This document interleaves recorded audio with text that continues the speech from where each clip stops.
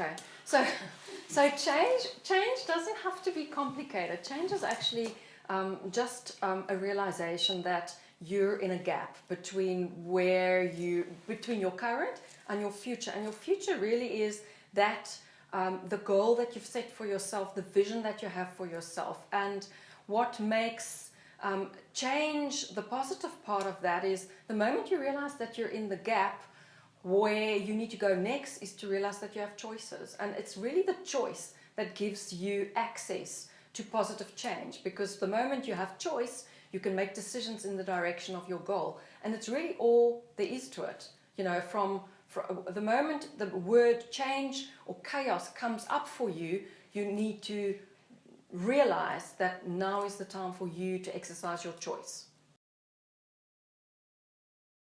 So why is change important? For me, change is all about realization of that big dream or goal or ultimate picture that you've got for yourself. And so what you need to realize when things become a bit chaotic is that you're actually in that gap space between where you are or where you were on your way to reaching your goal or reaching that picture that you've got in your mind about yourself.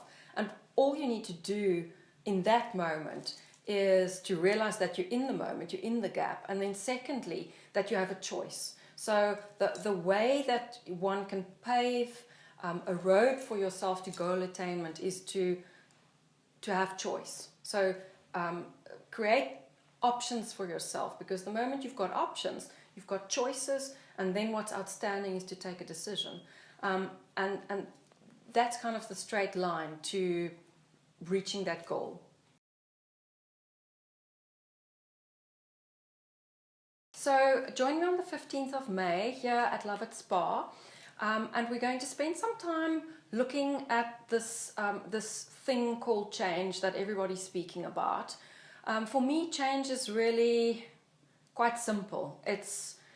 We need to realize and tap into the choices that we have, and it is asking of us to make certain decisions, and that's all there is to it. So we'll be talking about what the decisions are that you need to take, or the decisions that are outstanding in your life. Change is currently quite the spoken about thing. Everybody talks about change, and again, for me, we need to demystify change. Change is, it doesn't have to be complex. If you can just realize that when things become quite chaotic, what you need to do next is to look at what your choices are. Do you have choices? If you don't have choices, create them, generate them. And once you've got some choices in front of you, make a decision.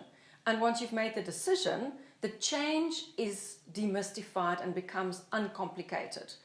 And so on the 15th of May, we need to talk about what some of those strategies are for you to simplify change.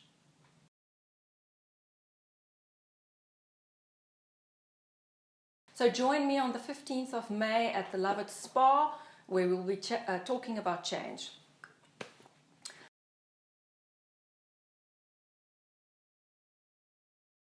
Join me on the 15th of May at the Love Spa, where we will be talking about change. On the 15th of May at Love Spa in Wynberg, we'll be talking about change and how you can thrive through change. At Love Spa on the 15th of May, we'll be talking about change. Join us in the conversation. Leaders of the future know that they need to be comfortable with change.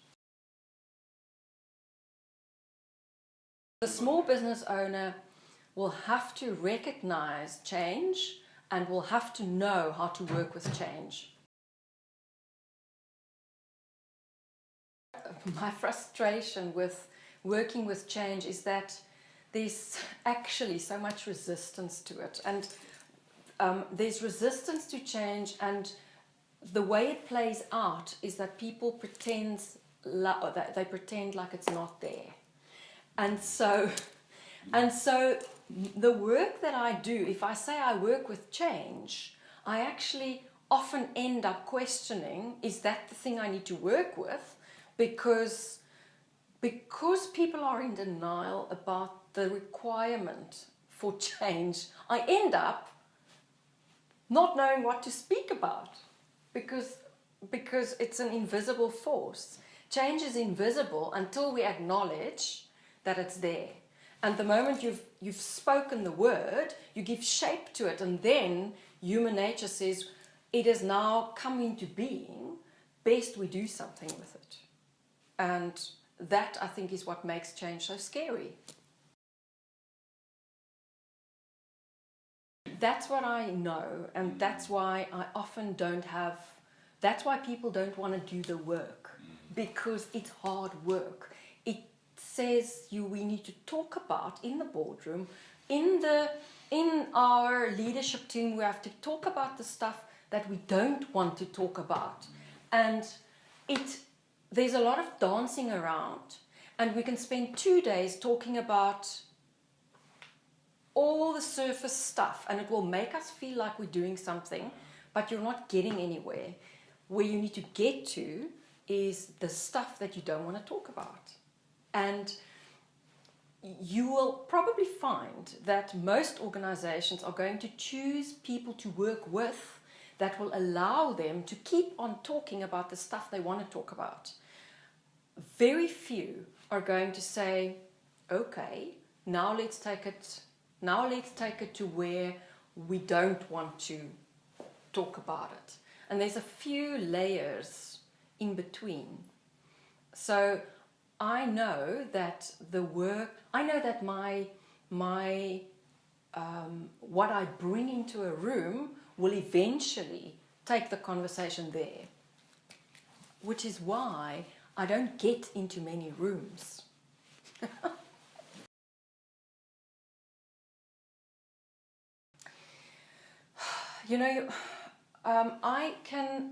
So there's managing change, which is planning. It's basically planning, organizing, leading and controlling a process.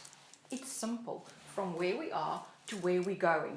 I am really skilled at putting everything in place. You will know from what Gillian does, I'm really skilled at doing that. What I do when I manage change, though, if I have the opportunity to work with modern, open-minded leaders, is to also take the conversations into the places that they have to go into, even if it is sometimes uncomfortable, because it brings a different direction or it brings a different intent to the change process. And maybe that's where I'm sometimes frustrated, because I would love to do more of that. But you can't always control where you're called to.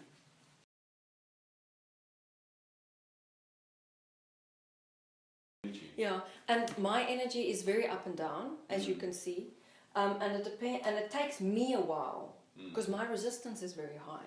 I know that from my processes with Chantal.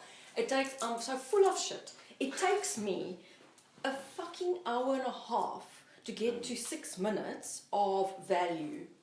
So it's an hour and a half of resistance, but what that tells you is that we are all like that.